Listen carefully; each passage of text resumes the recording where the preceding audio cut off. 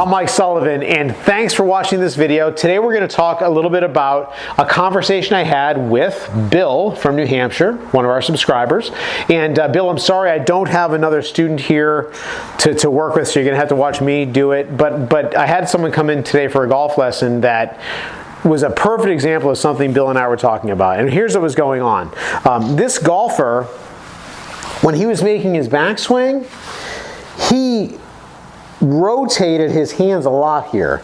He created a lot of movement with the club where when he got his club parallel to the ground, the shaft was pointing, the butt end of the shaft was pointing way out to the right, the club head was literally back behind him here, and the club face was pointing at the sky. Okay, so what he was trying to do was he was actually trying to swing the club back so the toe of the club would be pointing up while the club is parallel to the ground. He never really thought much about this part being here or wherever. And so his intention to just swing the club in a way that to him made just logical sense was causing him to get a club face that was way too open relative to the path or the arc he was swinging on, and also caused his swing plane to get way too flat. And I'll show you what I mean by that. So we grab a hula hoop here.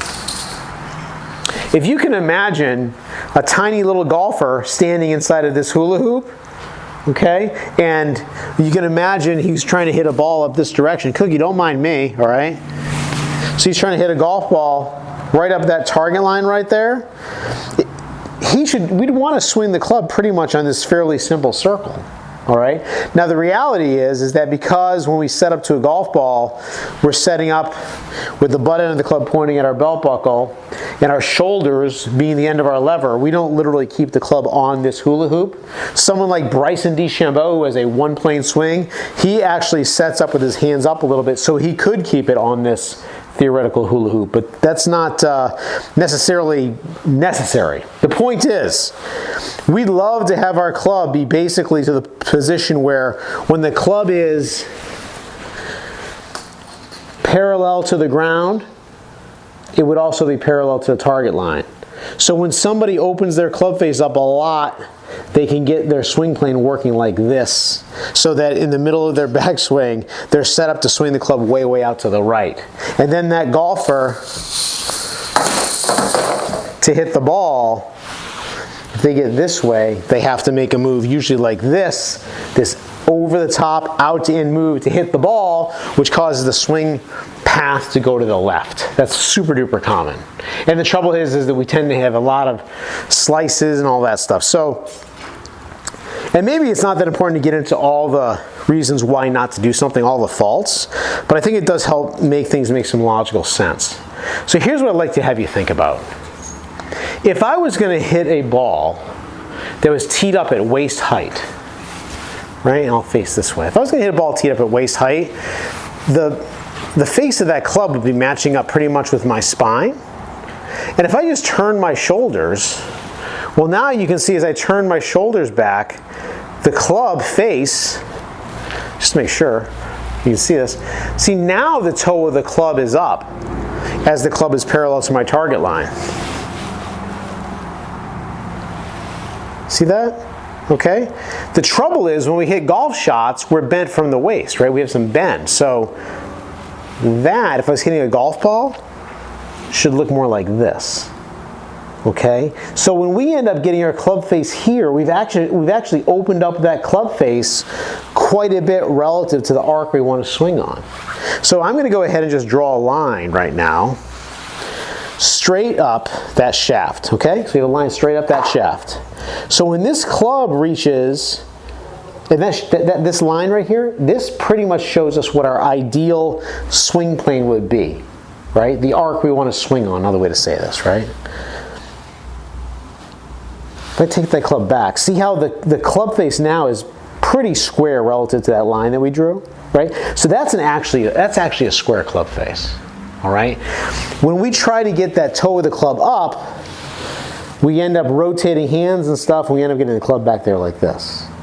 All right, so I hope that makes some sense. So it's amazing. So we had a guy today who, one is, when he would grip the club, he had his hand on a little bit weaker, his left hand, so it was really easy. It was really hard for him to get that club back to square at impact. So his club always wanted to be open anyway.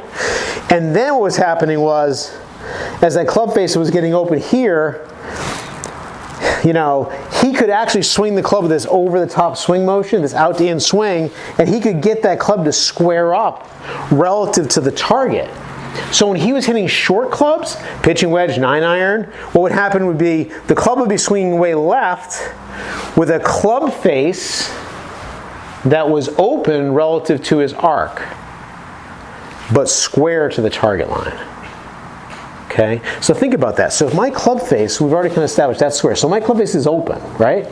Well, that thing is open. You can see it pointing at the sky right now, coming down. It's open, open, open. If I swing this out to in move, I can get it really close to the target and hit somewhat straight shots with short clubs. The trouble is, if our club is traveling this way and my club face is pointed that way, it's not going to be solid contact. Also, you know, the path going this way doesn't match up with good efficient mechanics or anything. So I'm going to lose club head speed, I'm going to lose all kinds of things. But the big thing is, and this is what gets people, when you're hitting a pitching wedge or a 9-iron or an 8-iron, and you've got this path going left with an open club face, and the club face is relatively square to the target, you can hit shots that you think are pretty good. And if you've never had a club face that's square to the arc and you've never swung the club on a path actually to the target, you may not even realize how much better you could hit it, right? The trouble is that golfer, when they start going to longer clubs, long irons, fairway woods, hybrids, or driver, they have a big problem. And the reason they have the big problem is because as you decrease the loft in the club, this issue of having the club path go one direction and the club face go the other direction, that starts to result in more curvature of the ball as you take loft off the club. So a lot of people who have this problem, they think, oh, I don't have any problem with my swing other than my driver. But that's really not it, is that these people who tell me this, when I put them on video and show them or look at their numbers on the launch monitor, they almost always, and I'm saying almost always because there's always an exception, but basically always, right? They almost always have this out-to-in swing path, and they always have a club face that's open to the path. And what I've found is, if you can get that club face square to here, and then you can work on hitting some shots from here, what's going to happen is, first your ball is going to go left. Okay, so I've got this habit where I like to swing the club this way with an open club face, but I'm going to insist first that my club face is square. Okay? Right, and you can see that was a pull type of a shot, right? Went dead left. Well, after a while, the golfer, through practice, just a few days, well, they start to be able to have that club face be consistently square, even a little closed, even just a little open, but they're much closer to square or shut.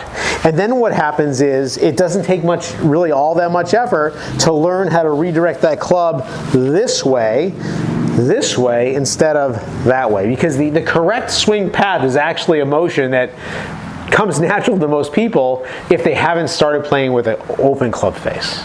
Okay? So if you get the club face square, and the little key is, I think I've done a video like this before, if you just start off with that top hand, with that V pointing towards your back shoulder, that's going to help encourage a square to close club face at impact, right?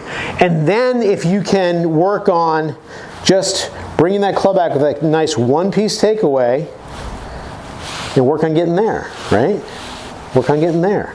You're going to be incentivized to get that club swinging more from the inside to be able to hit straight shots and get away from that pull. All right? So that's exactly how to do it, those little teeny swings. So if you can't execute the square club face with a small swing, you're not going to be able to execute it with a big swing. So learn it on a small swing first.